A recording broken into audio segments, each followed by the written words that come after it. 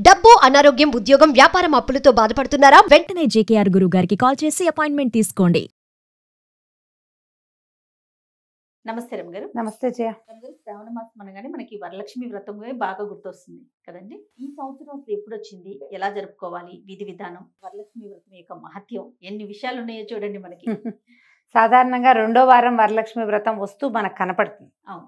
అయితే వరలక్ష్మి వ్రత కథలో ప్రత్యేకంగా ఏం చెప్పబడిందంటే పౌర్ణమి ముందు వచ్చే శుక్రవారం అని. ఈసారి శ్రావణ మాసం మొదలవటమే శుక్రవారంతో మొదలయ్యేసరికి ఎలా అయింది, మూడో శుక్రవారం పౌర్ణమి ముందు వచ్చింది. ఓకే. సాధారణ మనం పూర్వకాలపు లెక్క అయితే మనం ఏం చెప్పుకుంటామంటే మూడో వారం అంటే వ్రతమైన మరుసటి వారం పనికిరాదు పూజకి. మూడో వారం మురికి వారం అంటారు మన వైపు. ఓకే. మన ప్రాంతాల్లో అలాంటి మాట ఉంది. కానీ ఇప్పుడు ఇదేమైంది, ఈసారి మూడో వారమే మనకి వరలక్ష్మి వ్రతం ఏం వచ్చింది. పెట్టుకోకండి అని చెప్పి చూపించింది. అంతే, అలా ఏం లేదు. ప్రతి శుక్రవారము ప్రత్యేకమైందే. మీ సొంత ఐడియాలు నా మీద ఇంపోజ్ చేయొద్దని చెప్తోంది లక్ష్మీదేవి. అంతే కదా. అంతేగా.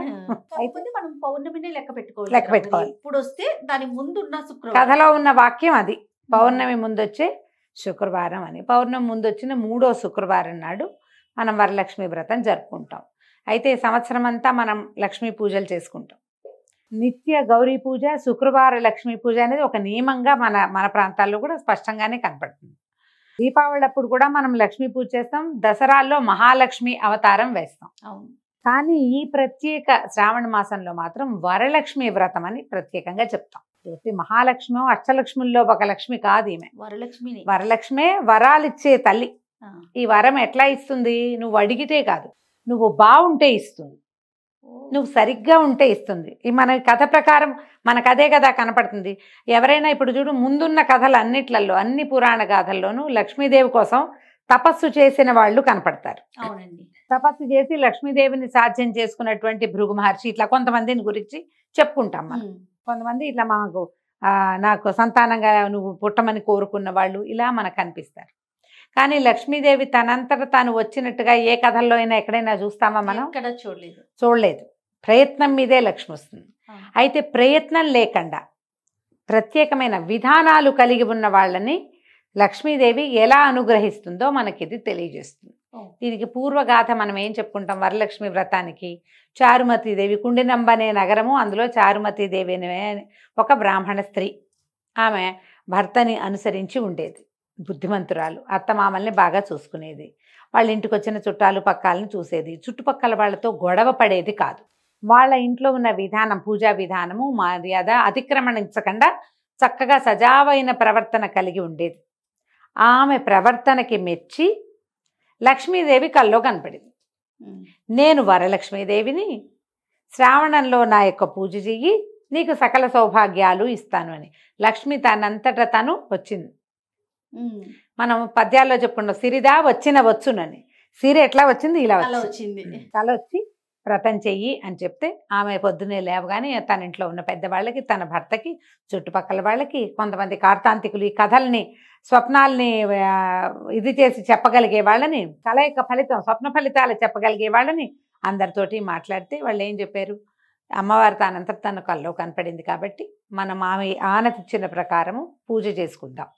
అది ఎప్పుడు చెప్పింది, శ్రావణ మాసంలో పౌర్ణమికి ముందొచ్చే శుక్రవారం నా యొక్క రోజు, ఆ రోజు నన్ను పూజించు. ఏమందరికీ చెప్పుకొని మా ఇంట్లో నేను పూజ చేసుకుంటా అని అనుకోకుండా చుట్టుపక్కల వాళ్ళందరినీ పిలిచి, ఇంకా చుట్టుపక్కలని కూడా పిలుచుకొని, ఎంతమందినో పిలిచి ఇంట్లో చక్కగా ఒక మండపం ఏర్పరిచి, పంచపల్లవాలతో కలశం ఏర్పరిచి, అంత ఆవు పెడతో అలిగి చక్కగా ముగ్గులు పెట్టి, ఎన్ని చెప్పారు వివరం, ఆవు పెడతో అలికారు, ముగ్గు పెట్టారు, మంచి ప్రదేశంలో ఒక మండప స్థాపన చేశారు, అందులో పంచపల్లవాలతో ఒక కలశం స్థాపించారు. సాంగంగా మన లక్ష్మీ పూజా విధానం అంటే శ్రీ సూక్త విధానంతో పూజ జరుపుకున్నారు. తర్వాత ఈ మండపానికి ప్రదక్షిణ చేశారు. ప్రదక్షిణ చేస్తుంటే ఒక్కొక్క ప్రదక్షిణకి ఒక్కొక్క సంపద చొప్పున ఈ ప్రదక్షిణ చేసే వాళ్ళందరికీ, ఇప్పుడు ఇందులో మళ్ళీ చూడు, ఎవరైతే కలొచ్చిందో చారుమతీదేవికి, ఆమెకు ఒక్కదానికే సౌభాగ్యం లభించిందని చెప్పట్లేదు. అవును, ఆమెతో పాటు ఆ వ్రతం చేసుకున్న వాళ్ళందరికీ చేతుల నిండా ఆభరణాలు కలిగినాయి, పాదాలకి బంగారాభరణాలు, అన్ని గజ్జలు, మువ్వలు, పట్టీలు వచ్చేసినాయి. వాళ్ళ ఇళ్లలో అన్ని చోట్ల సంపద వృద్ధి అయింది. వాళ్ళ కోసం వాహనాలు వచ్చినాయి. పూజ ఒక కళ వచ్చింది ఒక ఆవిడికి. కానీ అందరికీ మేలు జరిగింది. మేలు జరిగిందంటే ఆమె చెప్పిన మాట నమ్మి ఆమె అన్నది ప్రకారం మాట ప్రకారము ఈ వ్రతం చేసుకోవడానికి కదిలి వచ్చిన వాళ్ళందరికీ అంటే నమ్మకం ఉంటే నిజమవుతుంది. అంతే. ఈ కథల్లో మనకు అవే ప్రత్యేకంగా చెప్తారు. అందుకని మనకేంటి ఆనవాయింది లేదు, పెద్దవాళ్ళు చెప్పారు చెప్పలేదు ఏమీ లేదు, ఎవరైనా వరలక్ష్మి వ్రతం చేసుకోవచ్చు. ఓకే. ఈ మంత్రం చదువుకునేటప్పుడు కూడా మహాలక్ష్మి కి చెప్పే ఉపచారాలన్నీ వరలక్ష్మీదేవికి చెప్పుకుంటాం. మళ్ళీ ఈ వరలక్ష్మి వ్రతం సంవత్సరంలో మనం ఎప్పుడూ చేయం. అవునండి. ఈ ఒక్క రోజే చేసుకుంటాం. ఈ రోజున చేస్తే లక్ష్మీదేవి తనంతట తను వరాలిస్తుంది. ఆమెకి ఏం కావాలి? శుభ్రమైన ఇల్లు, శుచి కలిగిన పద్ధతులు, పెద్దల్ని గౌరవించటం, భర్తతోటి సంసార ప్రీతిపూర్వకంగా నెరపటం, చుట్టుపక్కల వాళ్ళతోటి ప్రశాంతమైన జీవనాన్ని గడపటం. మనది ఏ ధర్మమో ఆ ధర్మాన్ని నిర్వర్తిస్తే లక్ష్మి తనంతటా తను వస్తుంది. వరలక్ష్మి వ్రతం కథ అది. ఇప్పుడు మన ఎదురింటి వాళ్ళు వెండి చెంబు పెట్టి అమ్మవారిని పెట్టారు, మనం బంగారు చెంబు పెట్టాలి. వాళ్ళు ఇంతెత్తు పెట్టారు, మనం ఇంతెత్తు పెట్టాలి. వాళ్ళు బ్లౌజ్ పీస్ తోటి చీర కట్టారు, మనం నిజ చీరతోటే కట్టాలి అని అలంకరణలు, ఇల్లంతా పువ్వులు, ఇల్లంతా ఏమిటో హడావిడి. ప్రతిసారి వాయినాల్లో ఇంకా ఘనంగా ఒకళ్ళు ఇచ్చిన దానికంటే ఘనంగా ఇవ్వడం అన్న సాంప్రదాయానికి మనము శ్రీకారం చుట్టి అటువైపే పరిగెడుతున్నాము. మిమ్మల్ని మీరు పరీక్షించుకోండి, మనం ఇలా చేస్తున్నామా అని. లక్ష్మీదేవికి అస్సలు నచ్చని విషయం పోటీ. ఆమెకు నచ్చదు. పోటీ పడితే ఆవిడకి ఇష్టం ఉండదు. నువ్వు పోటీ పడద్దు, నీ పని నువ్వు చేసుకో. నువ్వు ఎంతవరకు చేయగలవు అంతవరకు చేయి. అందినంత మటుకు కాలు చాపుకోండి. విధానం వదిలేయద్దు. ఇప్పుడు శనగలు ఇవ్వాలి, కాస్ట్లీగా ఉంటాయి, తెల్లగా ఉంటాయి, అందంగా ఉంటాయని మనం కాబూలీ చైనా మనం అసలు వాడం వాటిని, అవి ఇవ్వకూడదు. పళ్ళు ఇవ్వాలి, అందుబాటులో ఏ పళ్ళు ఉంటే అవి ఇవ్వండి. ఫారిన్ పళ్ళు ఏమైనా ఎక్సోటిక్ ఫ్రూట్సే తెచ్చి ఇవ్వాలన్న ప్రయత్నం పెట్టుకోబోకండి. వస్త్ర విశేషం ఇస్తే మంచిదే, మీ శక్తి కొలిది జాకెట్ మొక్క ఇచ్చినా మంచిదే, ఇవ్వకపోయినా పర్వాలా. చీరలు పెట్టాల్సిందే, లేకపోతే కుదరదు, వాళ్ళు బట్టలు చీరలు పెట్టారు వాళ్ళకి బాగా వచ్చింది మనకు వస్తుంది అట్లా అనుకోవద్దు. ఈ రకమైన ధోరణిలోకి వెళ్ళద్దు. శ్రద్ధ ముఖ్యం. శుభ్రంగా చక్కగా శుభ్రత పాటిస్తూ శ్రద్ధగా పూజ చేసుకోండి. భక్తి శ్రద్ధలతోటి తాంబూలం ఇస్తుంది వరలక్ష్మీదేవికే ఇస్తున్నామన్న శ్రద్ధతోటి వాయనమో తాంబూలమో ఇచ్చుకోండి. మీరు ఎంత శ్రద్ధగా చేస్తే ఫలితం అంత బాగుంటుంది. కథలో అదే చెప్పారు, మనం ఆ కథనే కదా ఫాలో అవుతాం. కాబట్టి ఈ ఆగస్టు 8వ తారీఖు 3వ శ్రావణ శుక్రవారం నాడు వరలక్ష్మి వ్రతాన్ని నిరభ్యంతరంగా చక్కగా శ్రద్ధగా జరుపుకోవచ్చు. నైవేద్యం విషయంలో ఏమైనా ప్రత్యేకమైన శ్రద్ధ తీసుకోవాలి? ఎలాంటి నైవేద్యం పెడతాం? సాధారణంగా అన్ని చోట్ల అందరూ కూడా 3 రకాలు లేదా 5 రకాలు లేదా 9 రకాలు 11 రకాలు 21 రకాలు కూడా నివేదనలు చేయొచ్చు. శక్తి కొలది మన ఓపికను బట్టి.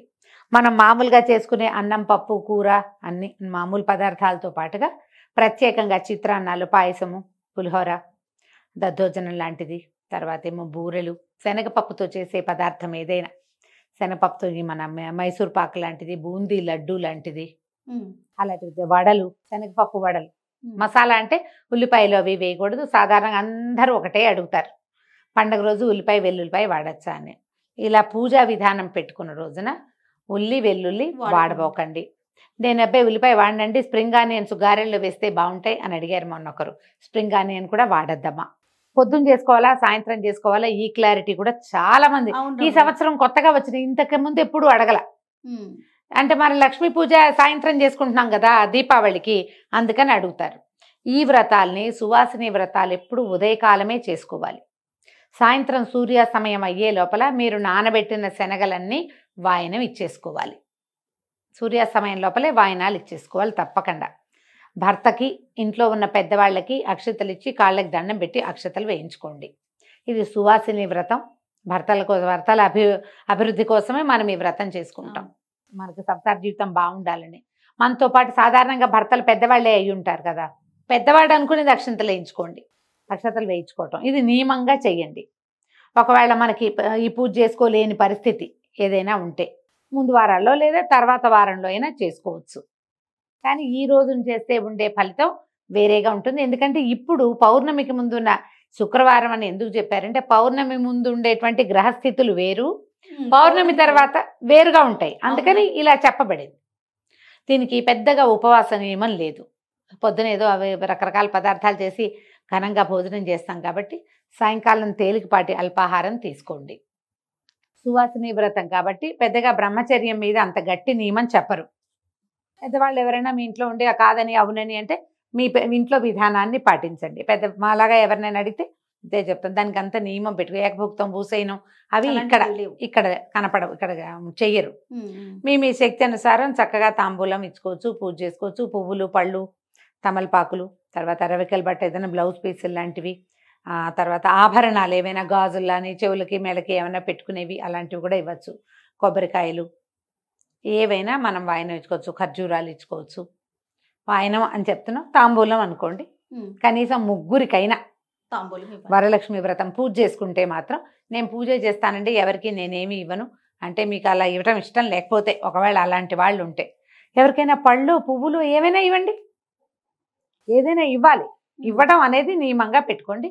ఇది చేస్తే సరిపోతుంది. తర్వాత అమ్మవారికి పలానా కలర్ పువ్వులు ఏమైనా పెట్టాలి అలాంటి నియమం ఏమైనా ఉందా? అలాంటిది లక్ష్మీదేవికి ఆ నియమం ఏం చెప్పారు జయ. మనకి ఇప్పుడు చామంతులు విరివిగా దొరుకుతాయి, గులాబీలు దొరుకుతాయి, కొద్దిగా జాజి పూలు అవి దొరుకుతున్నాయి కదమ్మా. మాల కడతామా, ఓ మాల వేయటం, పువ్వులతోటి అలంకరించుకోవటం. మీరు ముఖము ప్రతిమ చేసి నీవే పెట్టుకునే వాళ్ళు కొంతమంది. ప్రతిమ లేదు, ఇప్పుడు మనకి వెండి ముఖాలు దొరుకుతున్నాయి, ఆ ముఖం పెట్టుకుని కొబ్బరికాయకి చిన్నగా వస్త్రం తోటి అలంకరించి ఒక స్వరూపాన్ని చేసుకోవచ్చు. పూర్వం నుంచి వచ్చిన పద్ధతి ఏంటంటే బంగారానికి పూజ చేసుకోవటం మన విధానంగా ఉంది జయ. కొత్త బంగారం కొనుక్కుని ఒక కాసు కొనుక్కుని కాసు లక్ష్మీదేవి అమ్మవారిగా పెట్టుకుని పసుపు ముద్దలో పెట్టడం, పూజ చేసుకోవటం. లేదా కొత్త బంగారం కొనలేదు, పాత బంగారాన్నే చక్కగా పాలతో పసుపు నీళ్ళతోటి కడిగి మనం ధరించిన ఆభరణమైనా సరే పనికొస్తుంది. అది కూడా మనం ధరించే ఆభరణాన్ని ముందు పాలతో కడగాలి. మళ్ళీంచి తీసాక ఒకసారి కడిగేసి పాలతో కడిగి ఇట్లా పాల గిన్నెలో వేయండి, తీసేయండి. చిన్న కప్పులో పాలు పోసుకుని పెట్టి తర్వాత పసుపు నీళ్ళతో కడిగేసి దాన్ని ఒక తమలపాకు మీద ఉంచి ఆభరణాన్ని ఇట్లా చుట్టి పెట్టండి.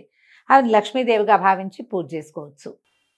కుంకుమార్చన చేసుకోవచ్చు, లక్ష్మీ అష్టోత్తరం చదువుకోవచ్చు, తర్వాత కనకధార స్తోత్రం చదువుకోవచ్చు, మహాలక్ష్మి అష్టకం చదువుకోవచ్చు. ఒకవేళ మీకు ఓపిక ఉండి చేతొస్తే చక్కగా లక్ష్మీ సహస్రనామం కూడా దొరుకుతుంది, సహస్రనామ పూజ కూడా చేసుకోవచ్చు. లక్షణంగా పువ్వులు ఉంటే చక్కగా పువ్వులతోటి అర్చన చేసుకోండి. షోడశోపచారాలు సమర్పించండి అమ్మవారికి. ఇంట్లో పెద్దవాళ్ళు అమ్మ అత్తయ్యో మేనతో పెద్దమ్మో పక్కింట్లో ఎవరైనా పెద్దవాళ్ళు ఉంటే ముత్తైదులకి నమస్కారం చేసుకుని అక్షింతలు వేసుకోవటము. ఇది మనం సాధారణంగా పాటించవలసిన విధానం. మీ ఊళ్ళల్లోనో ఇళ్లల్లోనో ఏవైనా ప్రత్యేకమైన విధానాలు ఉంటే వాటిని వదిలిపెట్టేయకుండా మానేయకుండా వాటిని పాటించండి. ఇది సువాసిని వ్రతం కాబట్టి ఈ ఒక్కరోజు భర్తల్ని దుర్భాషలాడకండి. మీకు కావలసినట్టుగా జరగకపోయినా సరే ఎంత జరిగితే అంతే అమ్మవారి వాళ్ళకి ఇచ్చిందని సరిపెట్టుకుని గొడవ పెట్టుకోకుండా చక్కగా వ్రతం పరిసమాప్తి చేసుకోండి. నమస్తే. నమస్తే.